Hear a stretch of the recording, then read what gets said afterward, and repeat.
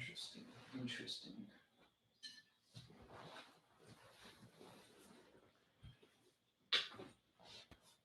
Wow, I can't believe.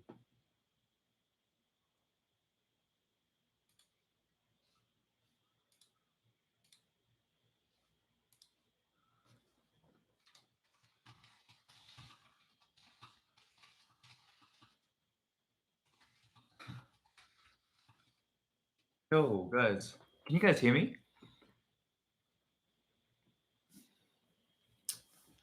Mohammed, how you doing? Um, Creative Visions, hello.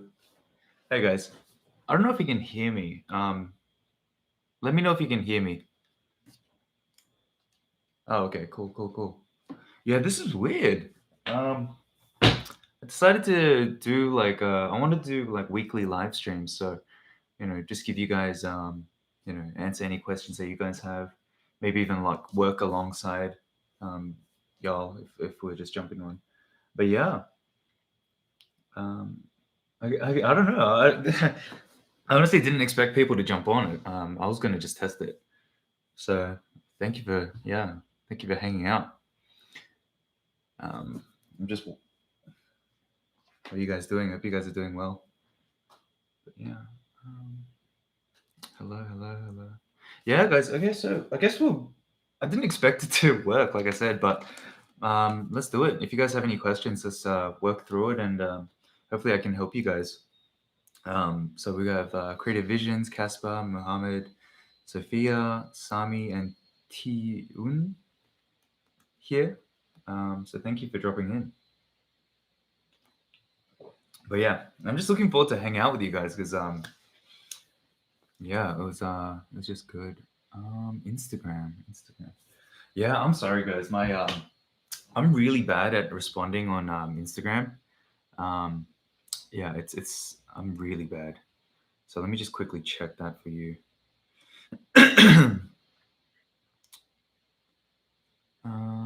How's your tracking on Facebook and how are you handling it? Yeah.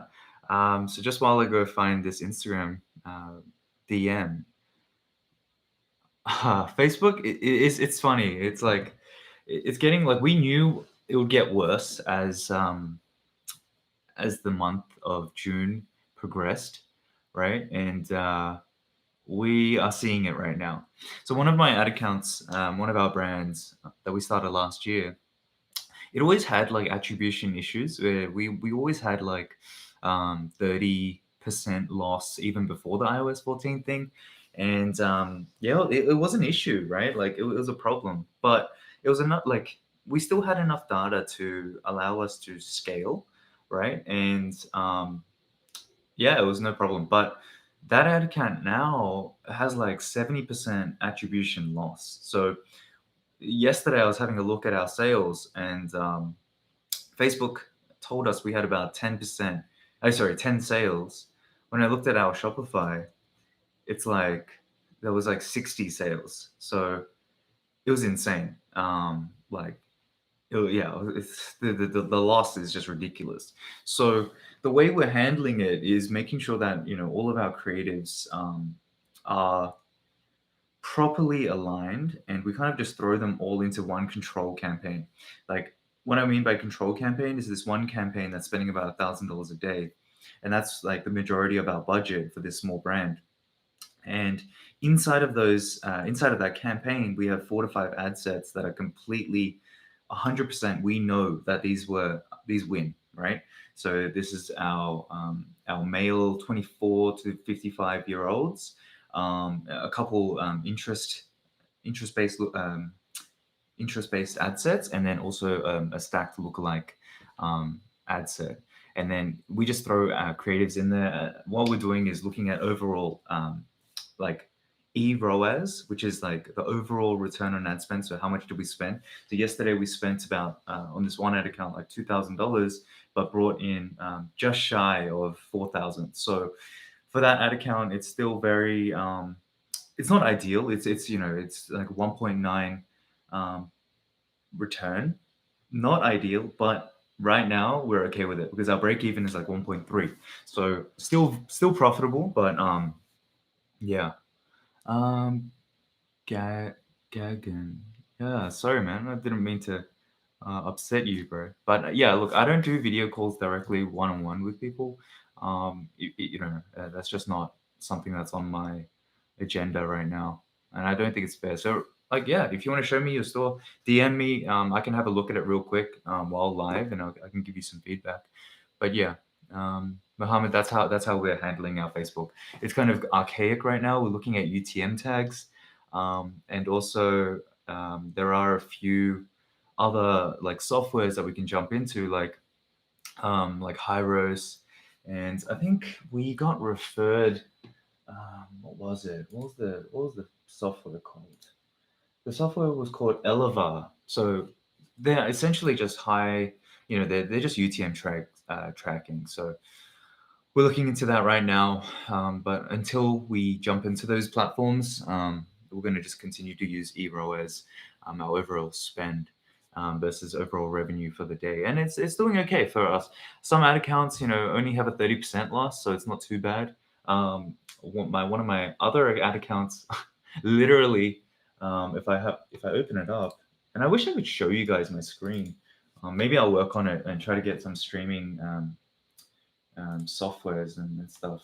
Um, but like if I look up today's ad account, um, yeah, like this ad account, it literally just started because it's based in Australia, but it spent about $60 and it's showing no sales. But when I look in my in Shopify, there's five sales. So 500 USD made. So I don't know what's going on. We're still figuring it out with that one. I think this is the ad account that we really need to get UTM tracking in there. So yeah. Um, all right, cool. So just try to figure out. Okay, so creative visions. Currently doing product research. What would you say would be the best way to find products with long-term potential and to constantly find winners without them dying? Yeah. So creative visions. This is actually very. I guess it depends on your mindset at this point, right? Like if we're talking about drop shipping as a whole, drop shipping as a whole can be you can either do it as like a cyclical product. So, for example, in summer, you sell like something to cool people down and all that kinds of stuff. And you can just scale it to the moon. And then after it's sold, after the season is over, you move off, right? But you're looking for a more of a long term product. And the best way that I found, so my wife and I, we created a product, we designed it straight from beginning, like start to finish, right? The overall function of the product was already existing in the market, but we found that there was a subsect of audience, um, and this is in the pet niche, a subsect in that niche where these people just had a lot of money, a lot of expendable cash, and also they were very enthusiastic about this this thing in the pet niche. So we used Jungle Scout initially because eventually, like at the beginning, I was looking at starting with FBA. We went and found a product and I was like, oh wow, there's like 50,000, $100,000 worth of sales per month, and hey, why can't I tap into that? So we kind of saw the two, and we created pretty much the 50 to $100,000 product, but we made an adjustment to it. So I guess to answer your question, like this is very roundabout. Um, Once we found that product and once we found that audience, right, we literally just emulated the two, and then that's how we found our long-term product. Um, and we just once we made that, it's now just constantly selling cyclic. Like it's not there's no cyclical sales or anything like that. It literally just continues to um, bring us sales every single day without much ad spend at all. So it's pretty awesome. So that'd be my best advice. Look for an evergreen product, and then start to think about, okay, if this product is sold, or if this product is sold in one way, can I sell it in another way, or is there another enthusiastic audience group that I can sell it to? Does that make sense? And if you have any like categories or anything, I'd love to give you some feedback on that. But Creative Visions, that's exactly how we did it. And let me just tell you real quick, and for everyone in here, once you find that one product, that one gateway product that brings people into your brand, it's so easy to scale from 6 figures. If that one product gives you 6 figures, right? So easy to go 6 figures, 7 figures, 8 figures, just because you can copy and emulate other products in that niche, right? So, for example, I met the owner of Snow Teeth Whitening recently, and he literally, his product is that gateway product. After that, it's literally he sells like toothpaste, toothbrushes, all that kinds of stuff. Any, you can get it from any grocery store, anything like that. But now he's making millions per month just because he has that one gateway product. So just some piece of advice for that.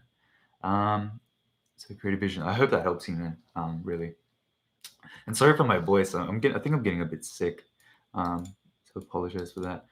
Sami, Gagan, I'll get to you, man. I'm just answering these questions in order. Sami, I'm looking at the moment to a product that is doing so well on Amazon and Shopify as well, but when I tried to find it on Alibaba, I can't. Um, you might not be using the right keywords, to be honest. Most products are very easily found on Alibaba. The easiest way to find it is actually just on Amazon, right? Most of the people there are using the keywords, and then I would just copy certain sections of the Amazon listing title and um, copy it into Alibaba.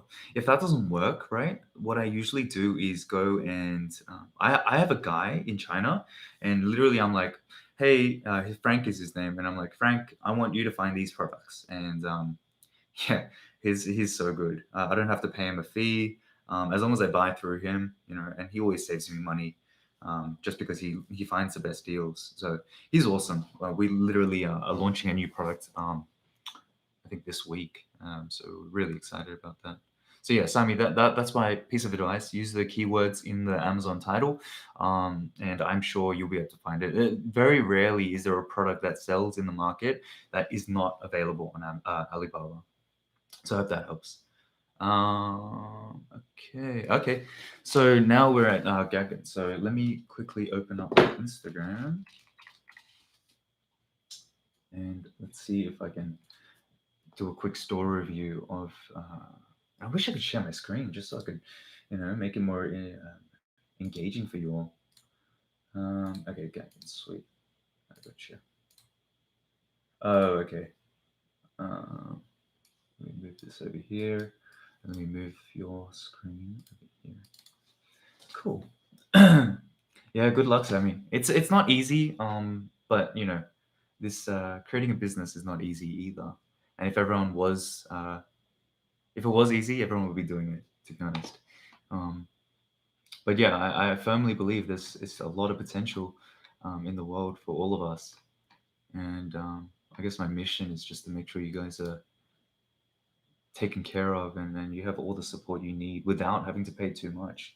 Um, you know, because yeah, that's why I wanted to create a YouTube channel, because YouTube will pay me for my time eventually. And no, this so I wanted to use OBS, but I think because we currently, like, we're in Houston, right? And we can't choose our internet plan because we're in a furnished place because we're leaving America soon. Um, so yeah, I wanted to use OBS, but I think our internet is just no good. So yeah. All right, Gagon. I'm gonna do a quick review. So initially, like, the what I see, right, is your logo. It's like um, for your logo, literally, it's like a black box, and then there's a white backdrop in the product page. I mean, the website. That automatically tells me that you have some work to do in terms of, like, understanding how to do graphic design or anything like that. So what I would do is your logo, right? That knife, and then the letters. I would change that color to like a black, like have a black outline for that, and then put it on a white transparent PNG, so that when people see it on your website, right, they're gonna it's going to be transparent. The background's going to be transparent, and they're going to see your logo nice and clean and flush in the middle. But yeah, that's an initial piece of advice I would do. Like even the banner at the top, like doing this like Father's Day sale, and then four, is it four exclamation marks, three exclamation marks, more than 50% discount, free shipping worldwide. Like this honestly screams out like pre 2018 drop shipping vibes, and it's difficult to make it work by doing this. Like just giving out huge discounts. A lot of consumers are a lot smarter than you think. Especially in the United States, the Big Four, especially, they're used to seeing this kind of stuff. So you don't really want to have like these kind of like give off like these drop shippy vibes, right? Now, yeah, and it's entirely fine. Like if this is your first store, all good, no problem at all. You just need to keep keep going and keep pushing through. So I'm gonna quick make it real quick. You have 13 reviews on your product page, but then a lot of the um, reviews are from like um, oh, actually, no, it's not bad. It's not bad. Your reviews are pretty good, actually. But generally, I like to have about like 30 plus reviews now, just to give some credibility and social proof. In terms of your images, product images, the thing that you're missing is that aspirational element of for your consumers. You want people to be like, wow, I'm looking at this storage container and they're so happy, right? You want to be able to show your customers that when they have a problem, and by using your product, they're going to solve that problem and be more happy, right? So that's why you see a lot of these big sellers, whenever they have their product page up and running, a lot of the times there are happy customers all along the page. This is the same for all of our brands every single time, and it depends on the customer, the consumer market. So people who are interested in homes, home storage, all that kind of stuff, you'd want to have like, and not to be generalizing, you'd want to do some research. But like my wife would love this, right? And she her target audience is like, she loves like having a tidy home, kitchen, female, married, you know, she's 25 plus. So you would want to have those kinds of people, like 25-year-old women plus women, happy all over your page and all of that kind of stuff. In terms of your product description as well, like you guys shouldn't use dot points. There are a time and place for dot points, right? The dot points should be very value driven, not not technical. What am I trying to say here? The dot points should be value driven, emotion based driven points, right? So it should be like um, experience a hassle free, tidy, a tidy area, um, it was within seconds. Have a aesthetically pleasing kitchen, so you never have to feel ashamed again. These kinds of stuff, right? Um, so yeah, Gagan, that's the feedback I would give you. More reviews, fix up your logo, dot point like product description, dot points. Fix that up, make it more emotion based. Have people on the image on the product pages as well. So yeah, I hope that helps. All right, cool. Yeah, guys. Guys, can you do me a favor and drop a like? I just want to see if more likes brings in more people. Um, Mr. Outdoor. Yeah, man. How you doing? I'll shout you out. um, yeah, thank you guys. Thank you so much for your like your support really for the videos. Um, yeah, it took me a while honestly to kind of get over the whole like fear of kind of putting myself out there, but you know, it is what it is, right? And I want to make sure that you guys are taken care of, and you guys really don't get scammed in this market, just because it's such it can be a snake oil kind of market. Oh God, I hope I pronounced this properly. Halas with this. I'm so sorry. For here from Hungary, appreciate your videos. Aside from Facebook, what do you think is a go-to platform? Yeah, so definitely in terms of in terms of like buying traffic, like media buying right now, the thing that we are doing, right, is we've tested TikTok, we've tested Pinterest, and we've tested Snapchat. And all of those other platforms didn't really do that much. It brought in a lot of people. Um, not to like, not to bag on it at all. It brought in a lot of people, but it didn't bring in a lot of valuable customers. So I would say that it's definitely worth testing. Maybe my creatives, maybe our creative team just wasn't good enough. So we're still testing that now, but we focus primarily on Facebook, email marketing, SMS marketing, and also Google. And those four alone are doing really really well for us. So I would recommend to do that as well. Google is very very simple. If you just have like a search a campaign targeted like a broad phrase, an exact match on your brand name. As long as you're doing, you have a nice brand name, um, you can get a lot of sales for very very cheap. This is one of our main strategies. Like we focus on our brand name so heavily that we get sales for literally like $2 Australian. So that's like $1 US, which is amazing, amazing returns. So Halas, H, yeah, Google for sure. Make sure you're using your back end like email marketing, SMS to really upsell. Um, and yeah, Tune is next. I'm struggling with creating a nice looking store. Can I get away with the basic Shopify theme while launching the store? Yeah, look, this is a common thing. A lot of people think that you need like a beautiful page to make sales, but it's not really a beautiful page that sells it. It's more like the writing inside of the page, and all that kind of stuff. Like having a visual element, of course, it gives you an edge in terms of social proof, building trust with your customers, all that kinds of stuff.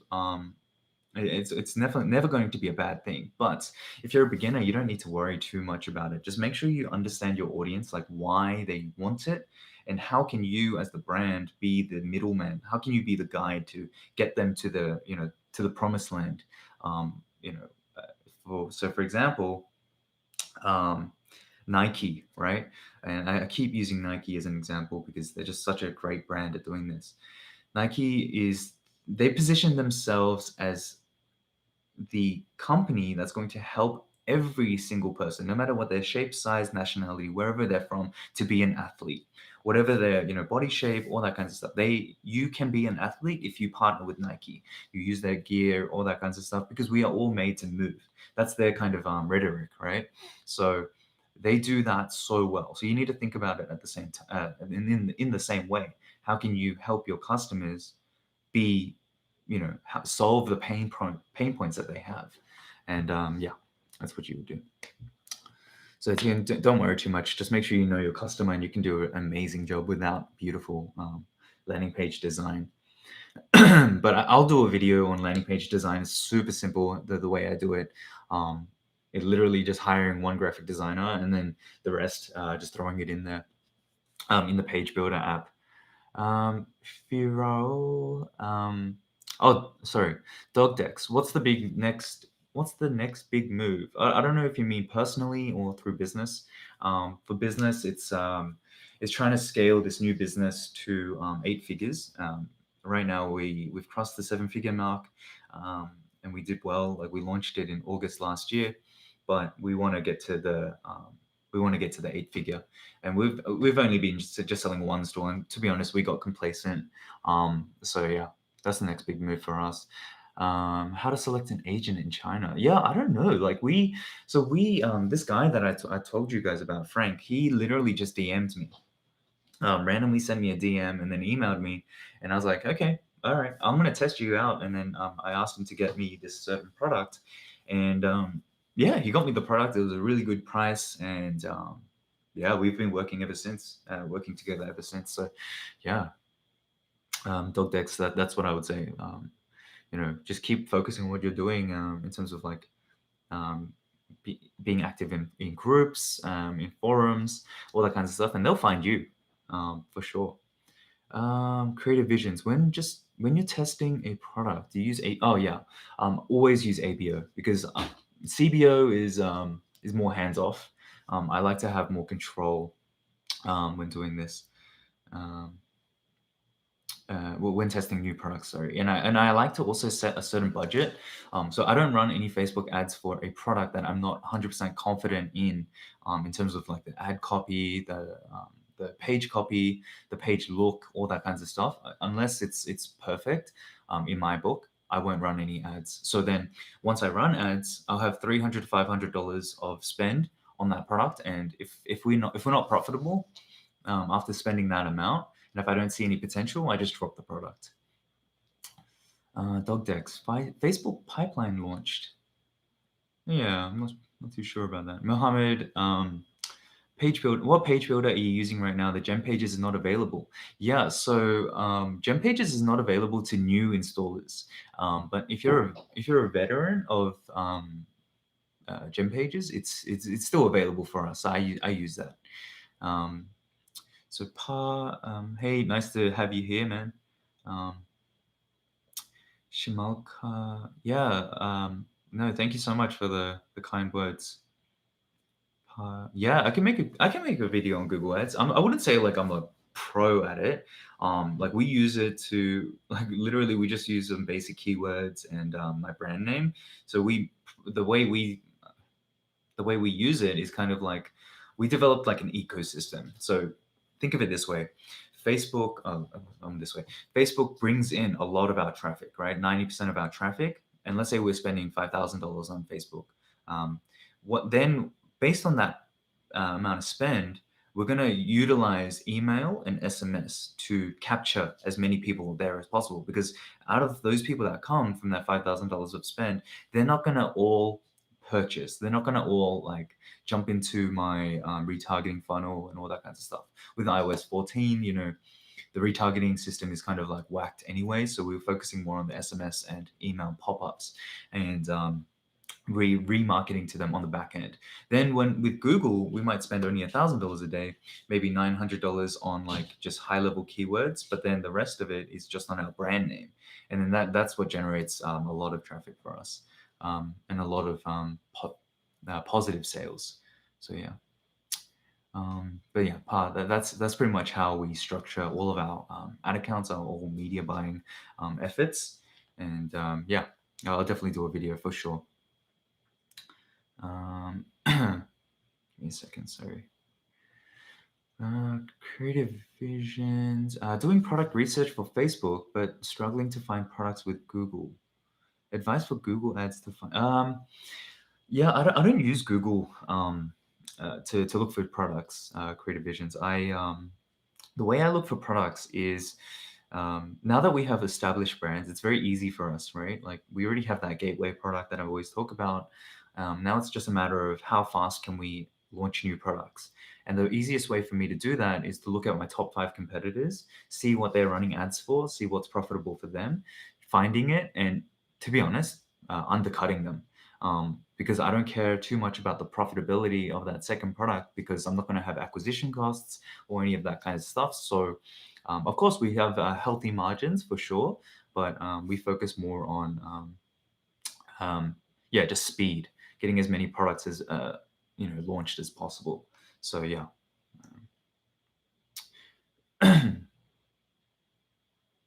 One sec, sorry, I'm just messaging my wife.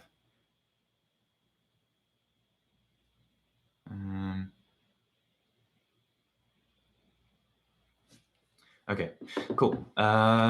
What's next?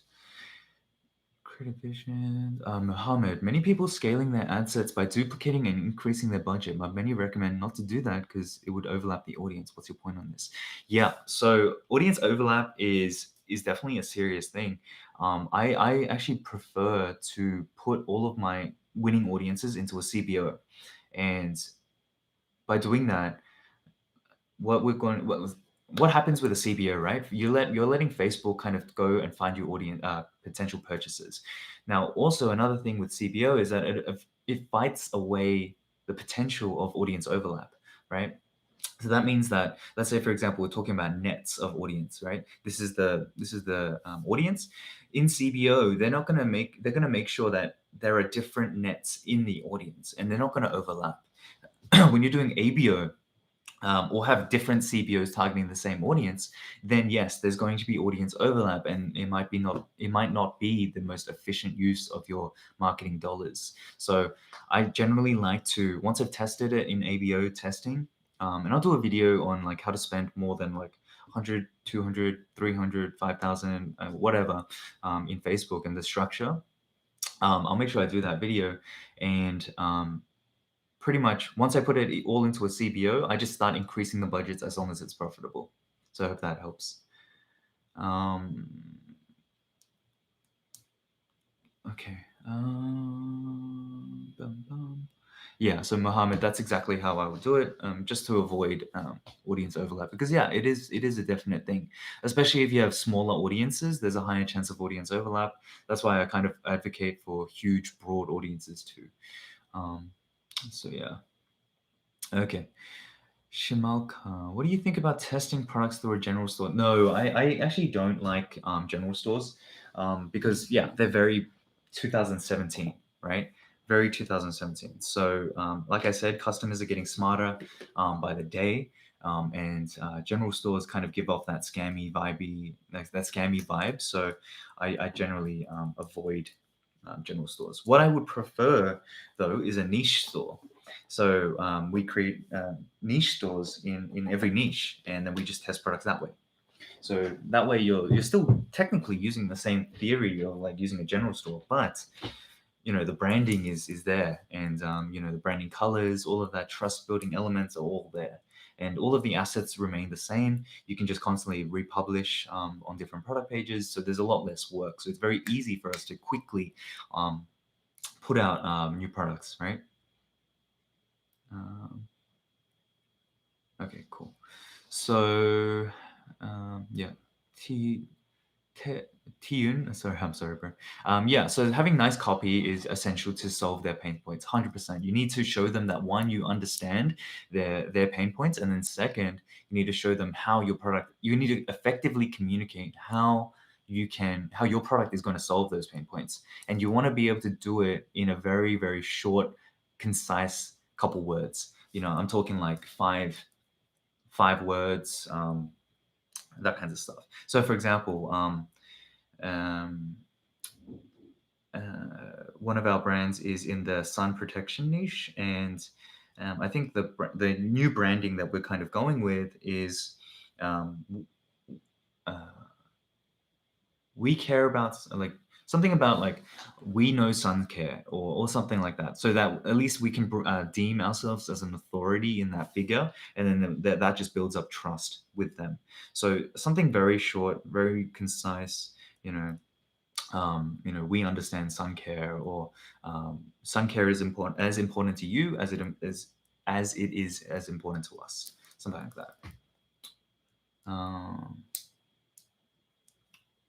So, Aaron, thank you for being here, first of all. When using someone else's Facebook account to use the BM, do you need to do anything different than you on your own?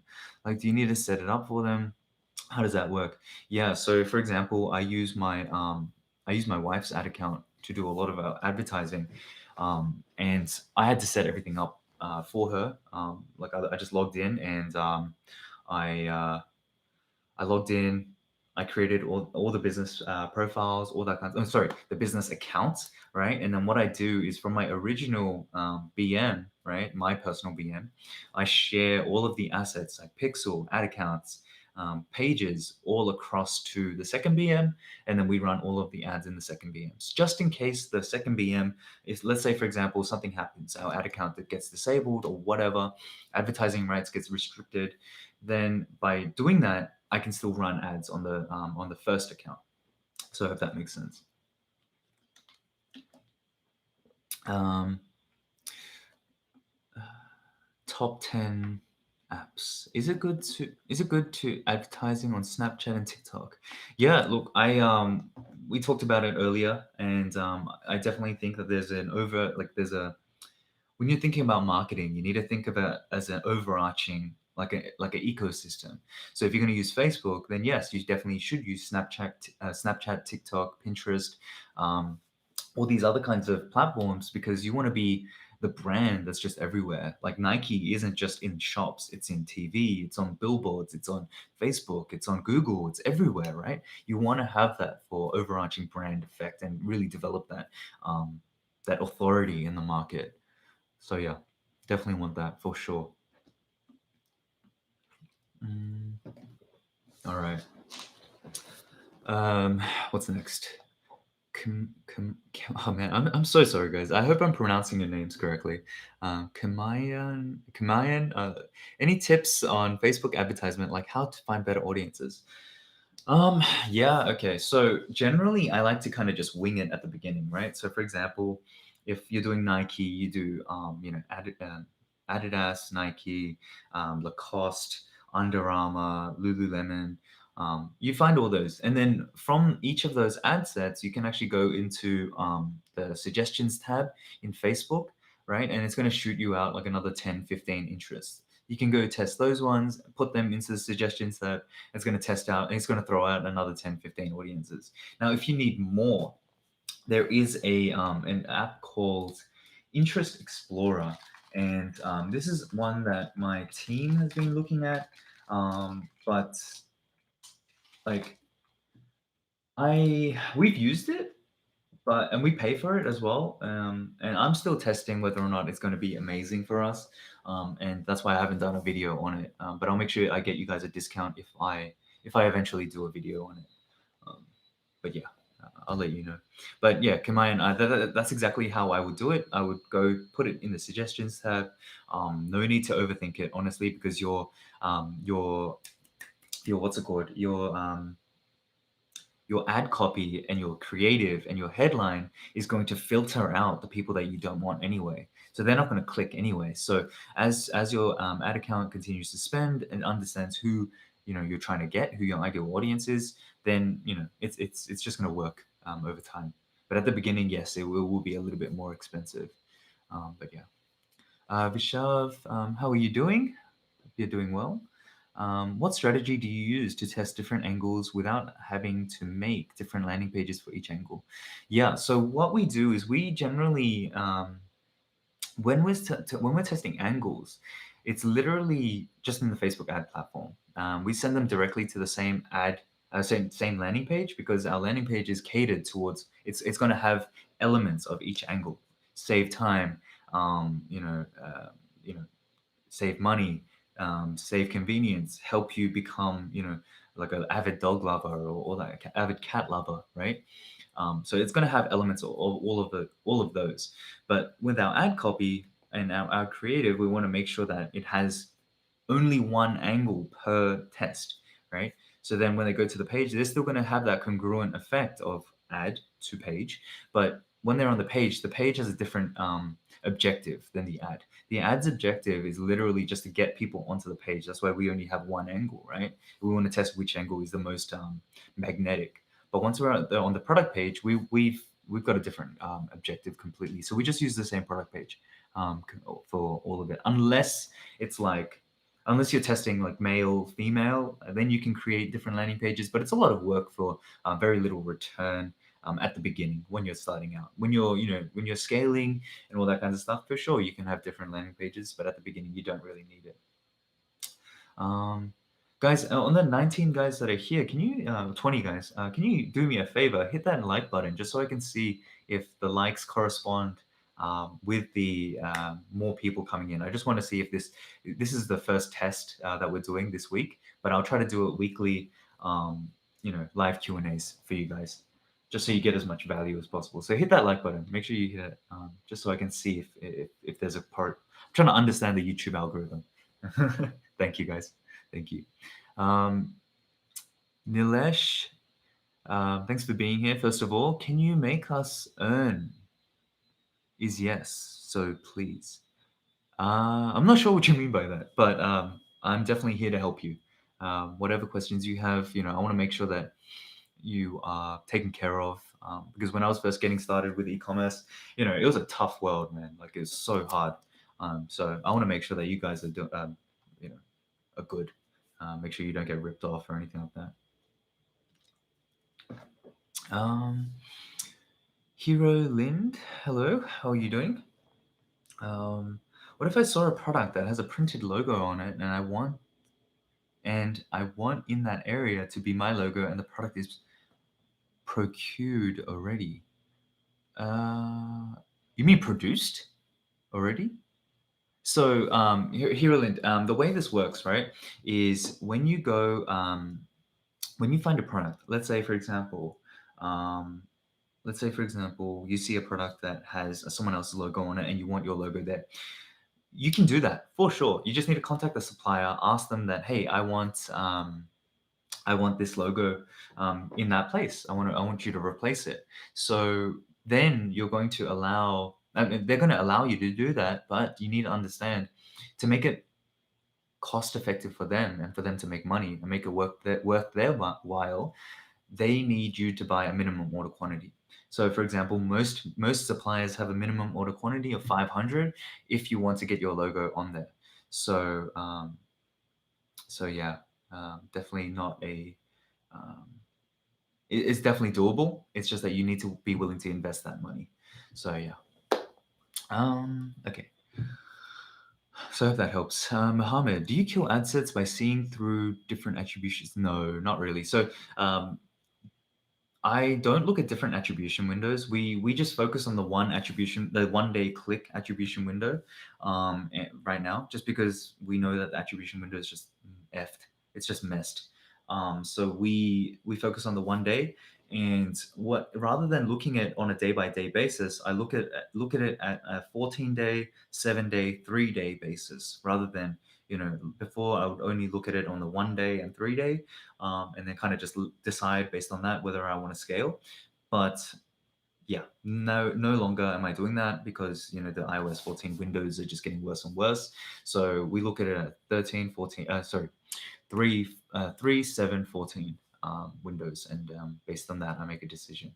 But even then, like one of our brands has a attribution loss of like 70%. So you know it's tough. So again, we go on the overall eROAS. How much did we spend? How much did we make? If it's working well, we just continue to spend upwards, and we just have a very close finger on the pulse. Um, Desell, yeah, like you can get in touch with me. Feedback on a product. I'd love to give you guys feedback. Maybe we can do like live chats on YouTube, where you guys jump in, send me a DM, or I'll create like a LinkedIn account or whatever. Sorry, a Twitter account, and you can tweet me there. And then yeah, maybe we can do like a live product review live stream. That'd be fun. Vishal, do you have any book recommendations for direct response marketing that helped you throughout your journey? Yeah, there's a few. So, one is Influenced by Robert Cialdini. Cialdini, I don't know how you pronounce his name, but pretty much it's a book that goes through. It's more of a psychology book, but those human psychology aspects are so important when you're doing marketing, because we're marketing to people, right? So, Influenced by Robert Cialdini, read that multiple times. So good. Highly recommend that. There's another book called How to Write Copy That Sells by Ray Edwards. There's the Copywriting Secrets by the guy from ClickFunnels as well. I can't remember his name.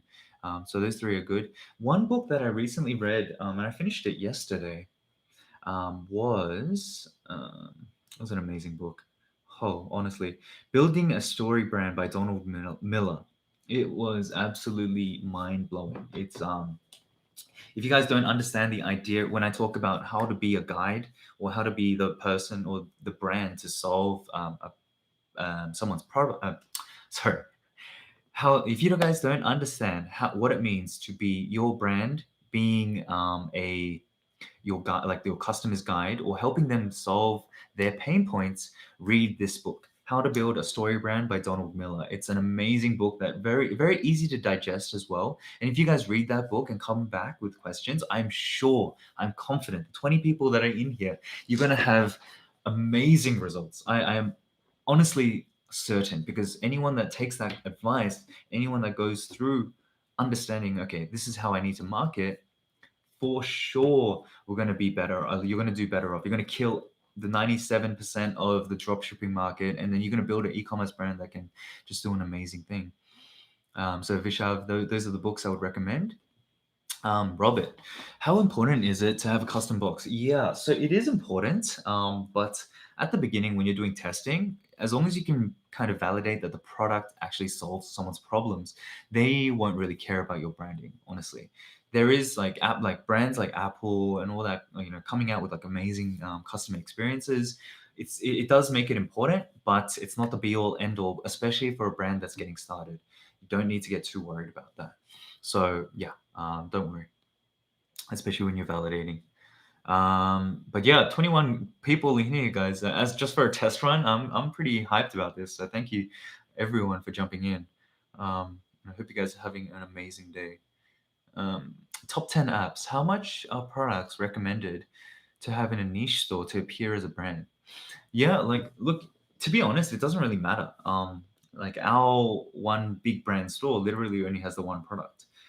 So you don't need to worry too much. If you care about that kinds of stuff, yeah, you can go add like 10 products, no problem at all. And go from there. And yeah, that you don't need to worry too much. A lot of the times, a lot of these questions, they're beginner like limiting beliefs. You don't really need to worry about it too much, at least in my experience. Um, yeah, Vishav, of course, it's my pleasure. Um, yeah, information about digital products. Ulid Zamrani, do you want to give me some more feedback on that? I just want to make sure I have the right information so I can give you guys, or give you as much feedback as possible. But yeah, maybe you can further your question. Um, yeah. Would you consider a mentorship program where you would partner with someone from your channel to work on an e-commerce brand? Hmm. Like, so the thing is with like that kind of stuff, it's very time intensive. And right now, like we're involved in five different brands, and it's very consuming. I want to make sure that like the reason why I jumped into e-commerce is to not only like live a fulfilling life and go with my calling to like be able to teach, to be able to help as well. But I'm a big advocate of like family time, and I already spend a lot of time away from my wife, and I really want to make sure that I validate and be as intentional as possible with her. So yeah, doing a mentorship thing, yeah, it can be hard, but maybe later, maybe I do it like a series, and there are so many potential ideas, right? So any ideas that you guys have for me, I'm more than happy to potentially test it.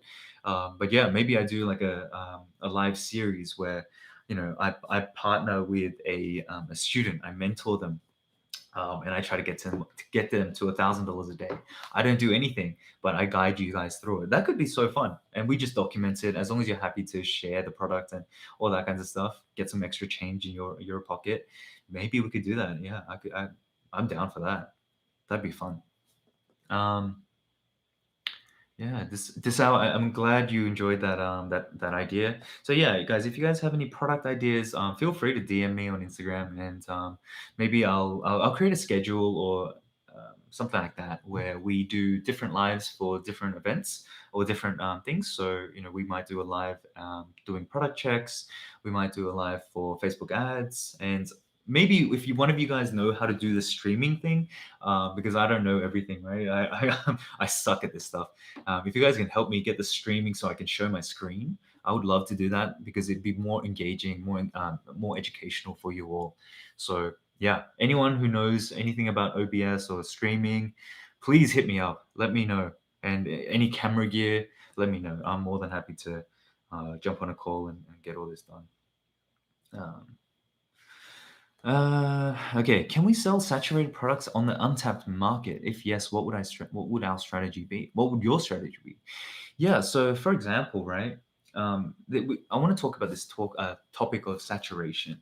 Saturation only exists not for the product, but for the way the product is sold. So, for example, BlendJet. I'm sure all of you know BlendJet. BlendJet is that portable blender for fitness enthusiasts and all that kinds of stuff. Very pink, very nice. For people on the go, right? People who care about their health on the go. But they're primarily targeting people who go to a gym, the kind of like I guess like 20, 35 year olds, right? But no one's really targeting like the 50-year-olds. For example, what's it called? Um, what's the brand called? I saw it the other day. But let's say, for example, we take BlendJet and we kind of categorize it, we kind of market it for the older generation. Maybe, for example, BlendJet is a bit too colorful for them.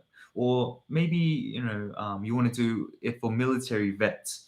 Maybe you do like a BlendJet that rather than being like all these high contrast, like pink, blue, black, white colors, you do it as like all camouflage, or you do it for, um, certain um, you do it as all camouflage and kind of like more rugged, kind of like, it's indestructible, all of that kinds of stuff. And you target it for people who are conscious about their health, but you're targeting these people who are out in the outdoors, then like, soldiers, Marines, people who serve the country, all that kinds of stuff.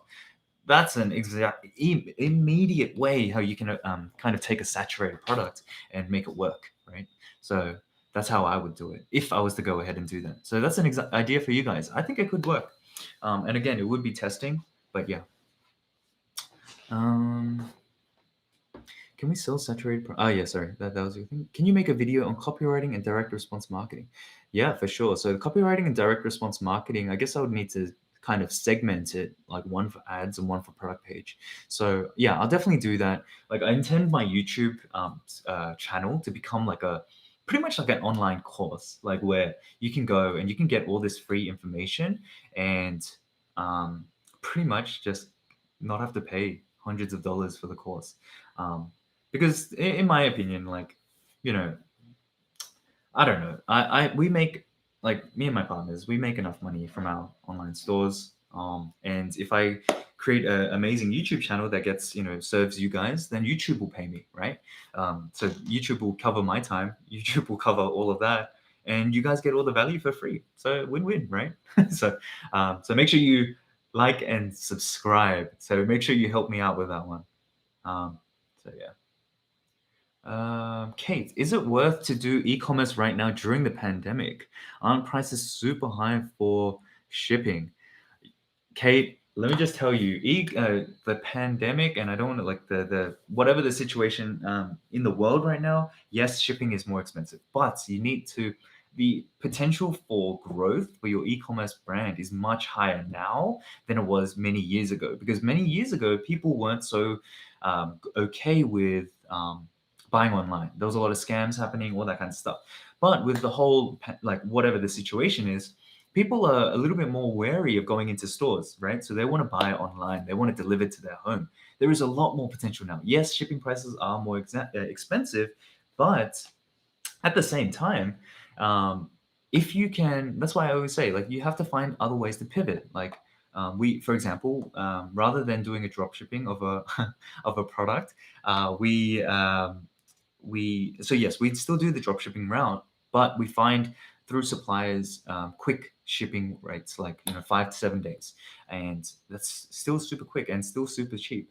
So maybe later, depending on like, I don't want to blow up my agents too much uh, with people, but if it provides you guys value, maybe I can do a live call.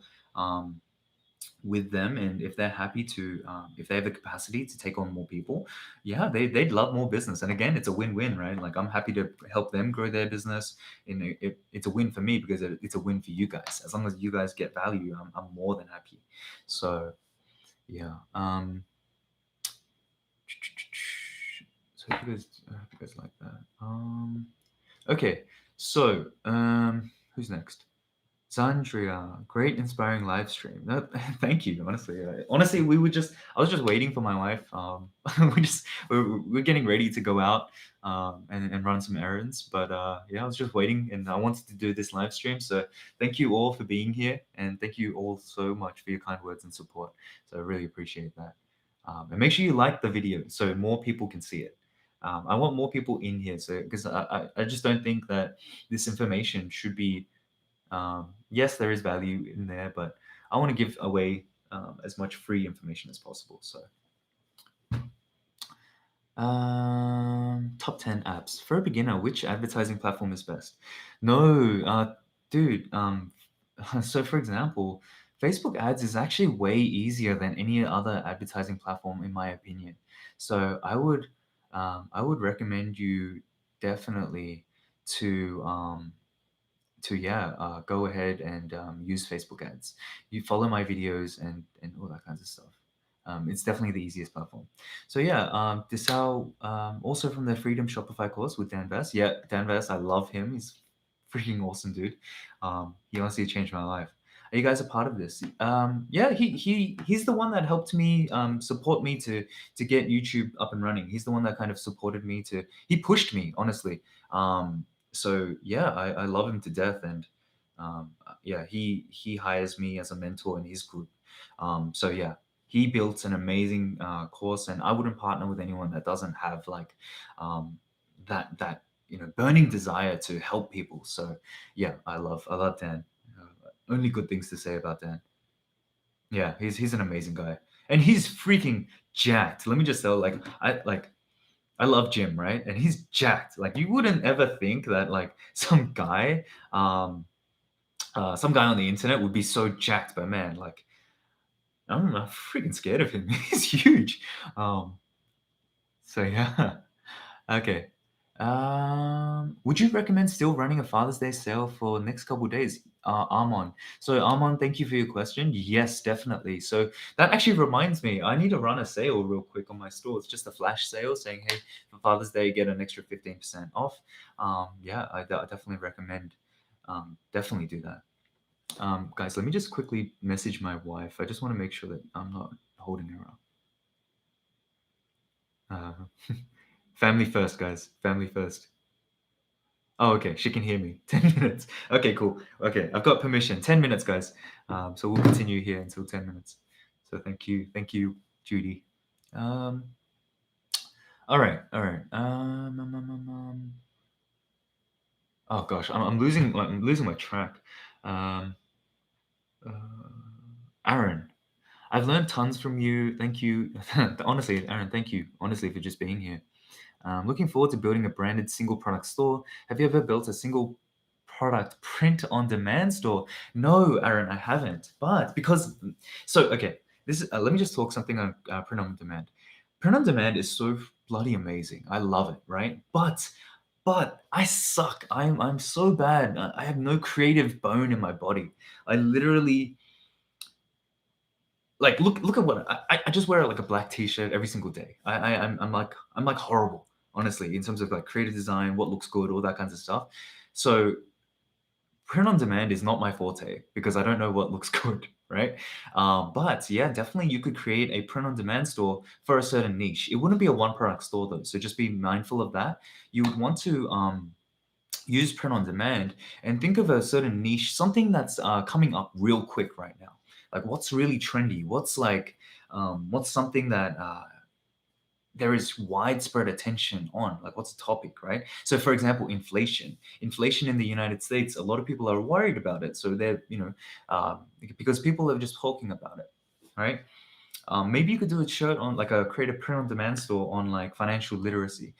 Inflation is coming or something like that, right? So people are going to get behind that because it's such a big topic, right? And then therefore you can just create different designs: black t-shirt, white t-shirt, create one design and then just have multiple iterations and sell the shirt for like, I don't know, like 24.95, 29.99, whatever. And yeah, like honestly, it could catch on wildfire. So if you know how to follow trends, right? Create a print on demand store on that, boom, bam. Like you have a mug with inflation is coming. So when I'm doing live streams, I can be like, guys, inflation is coming, blah blah blah. Then people are gonna be like, yeah, like people are gonna buy it. Like I would buy something like that. So I don't know if something paused, but um guys, can you just send something in the comments? I just noticed that things kind of just slowed down. So I don't know if you guys are just okay. Okay, cool. Um, Okay, cool. Amon, thank you for sending a message. Um,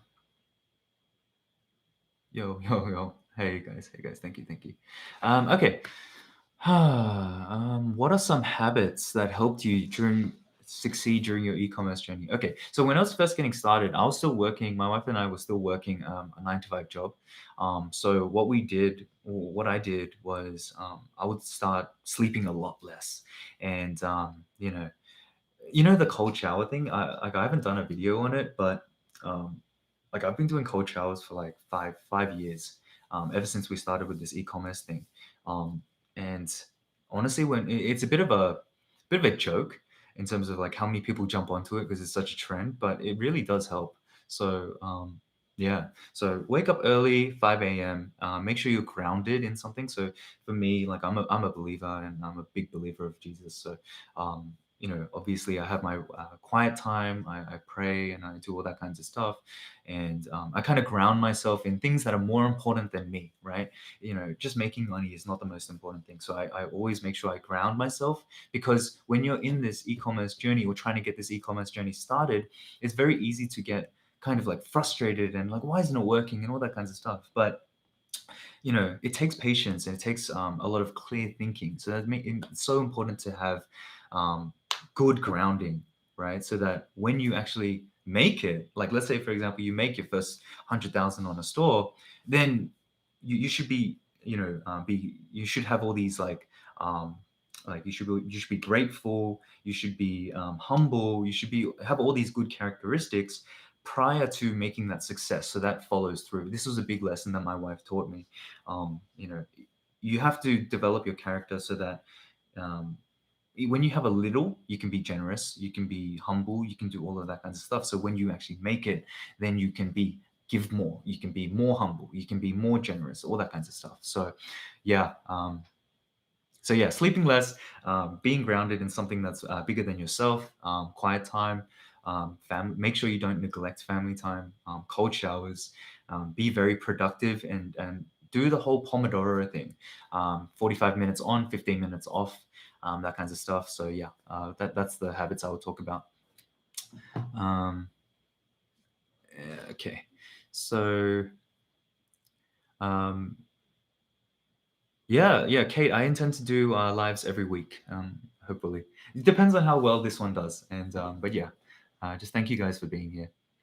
Um, okay, so okay, I'm gonna go real quick in terms of all the questions. I want to make sure I touch every question. Mr. Swamp, doesn't TikTok ads help you grow organically easier? Yes, it does. So definitely, that if you want to set a budget for that, if that's important to you, definitely set a small budget for that. Um, now that you say that, I might actually just spend $100 a day and just try to get more organic traffic. But again, like I think organic. It is very important. But for us, our biggest goal was just to get the 10K followers on our brands so that we can do the swipe up, and then we can use call to actions on all of our posts. So yeah, definitely recommend that. Um, Dan actually recommended. Yeah, I love. Oh man, Dan, I don't get me started on Dan. I love him. I could keep talking about him forever.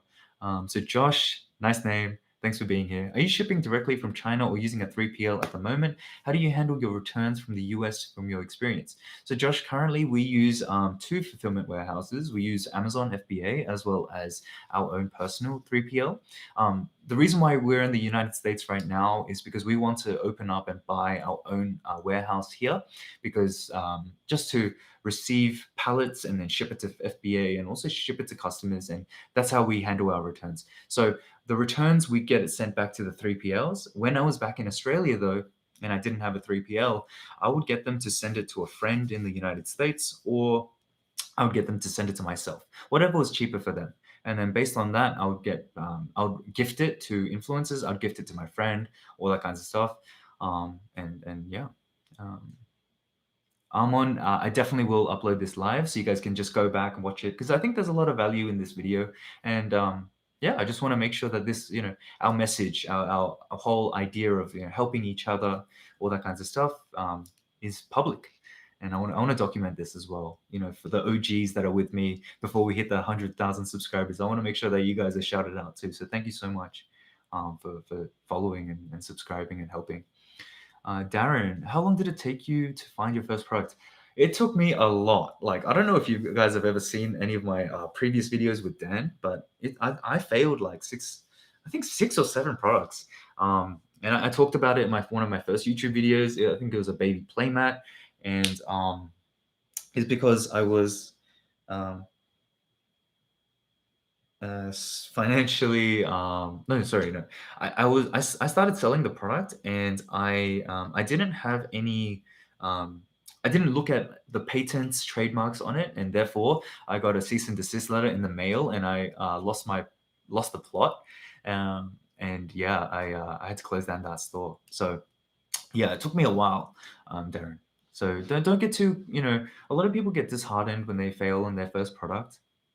Seriously, take every failure as a badge of honor. I can go through all of my failed products, and I'll tell you guys maybe in the next live stream when we have more time. But baby mats, uh, like nipple protectors, like anything in the baby niche. It was insane. I want to go through it, and I would love to show you guys what I failed with, just because it was oh, it was oh gosh, it was crazy. Waiting patiently for the product validation. Oh yeah, Darren, you're part of the group. Yeah, I'll get my team and myself to work on it. I've just been trying to catch up on backlog, so I'm so sorry for the delay. Kamayan, I have a product, but I kind of need your help and advice. Can I Insta DM you for advice? Yeah, sure. Insta DM me, and I'll probably send you a voice message back, or I'll kind of compile them all, and maybe I'll get my team to develop like a Google sheet, and then we'll do a live where we just answer every question. That's what paid mentorship programs do, right? They have a live, and they go through every question. But maybe I'll do that for free for you guys. But you guys got to help me out with making sure you support me on this channel, get that YouTube algorithm working for us. So make sure you subscribe. Help me out, guys. Um, Yeah, on failure really is a badge of honor. Yeah, 100%. Like I wear my failures so proudly because I talk about it now, and I'm happy to share again, like I said, um, just because I can tell you where I failed and why I failed. So yeah. Um, okay. Shimaka, I think this is the last question, guys. And then I'll probably have to head off. But thank you guys so much for just spending the time with me. 1 hour on a day that I didn't plan that I'll do this. Um, and yeah, just thank you so much. So yeah, um, Shimalka, Josh, what should be the minimum budget in the testing phase, and how long should I test one ad set? Um, yeah, so Shimaka, the minimum budget in the testing phase, it depends on what you're testing. Are you testing an ad creative or a headline or what? If you're testing a product, I set a limited budget of $300 to $500.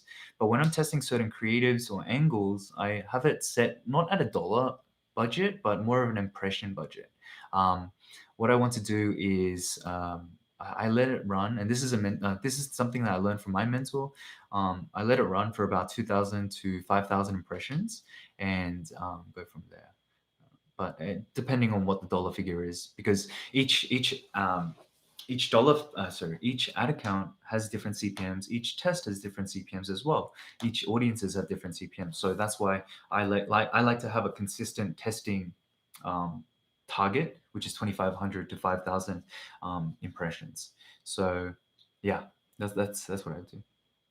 Thanks so much for the. Oh yeah, Pa, I definitely will. Vishav, thank you for the love, man. Really appreciate it. Pa, can you leave this video up? Yeah, dude. Yeah, for sure. I'll leave this up. I'll leave this up right now. So that way I post 2 videos a week, and then I'll have one live stream per week as well for you guys. So tons of value, and yeah, pretty much free mentorship and all that kinds of good stuff. So yeah, I just want to make sure you guys are good and taken care of. And it's awesome to be able to meet you guys. I don't know where you guys are from, so maybe really quickly before I jump off, can you guys let me know, out of all the people, 23 people that are here, where are you guys from? I'm originally South Korean with a bit of North Korean in me, and born and raised in Australia, and we're currently in Houston, Texas. So yeah, let me know. Let me know where you guys are from. I'd love to hear. Um, Dubai, dude, I'm so hyped to. I want to go Dubai so bad, honestly. Like, man, India, Sri Lanka, Serbian living in Germany, awesome. Toronto, Canada. Man, I'm gonna have to hit these places up, man. Like born and raised California. That's awesome, man. Amsterdam. My gosh. Okay, Lazar. Okay, let me just quickly check in with my wife. Um, let me see. Let me see where she's at.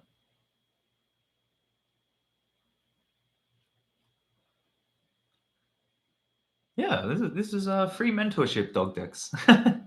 Any questions, man? Any questions? Pa, it's been in Dubai all my life, dude. I am so keen. I want to come. Like, maybe we have to leave the US in two months. Maybe we can come over to Dubai. Yeah, dog decks. Yeah, cheers, dude. Oh yeah. Okay, cool. All right, guys. My wife is ready, so I need to go and be a husband. So, Lazar, really quickly.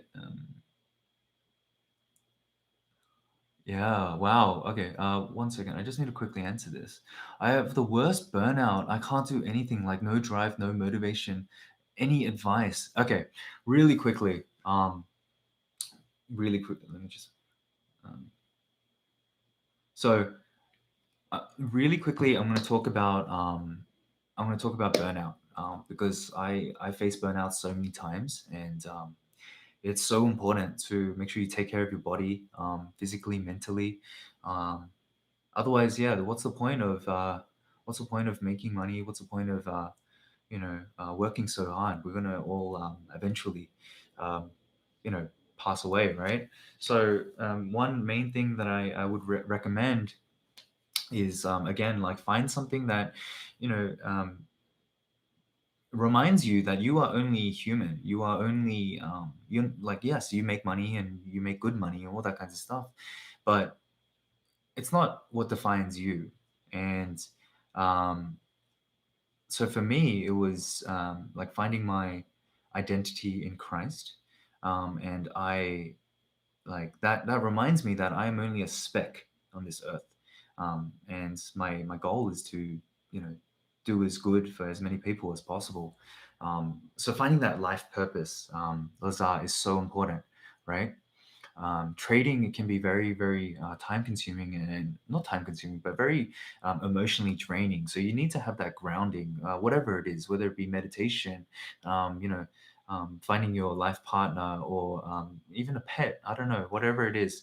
um, try to find something that gives you some like greater purpose in this life, because making money is great, but you know if we all pass away, then like we can't take it with us, right? So what my wife and I try to do is, whenever we have any extra financial means, we always try to find out, like, can we be generous in some way? Can we, if we see a panhandler on the side of the street, can we give them money? Can we make their day? We try to find ways to bring us joy, that's beyond just making money, because eventually when you hit a certain threshold, guys, and let me just tell you really quickly, money is just a number, and it's just a tool to use to help other people. Like all these flashy things, you know, they're great and all, but yeah, it's nothing. It's nothing in the long run. So Lazar, I my heart goes out to you, and for anyone else here that really faces any burnout, I really do wish you guys will find this, and find this valuable, and yeah, just do better in life, and let's do this together. So, all right, guys, that is all the time that we have for this one, and yeah, I'll try to go live every Saturday. And I'll try to have a consistent schedule so you guys can catch up with me. But I'm gonna have a good weekend with my wife. Hope you guys have a great weekend too, and good night, goodbye, good day, wherever you guys are from. Have an amazing day, guys. I'll catch you guys soon. Bye for now.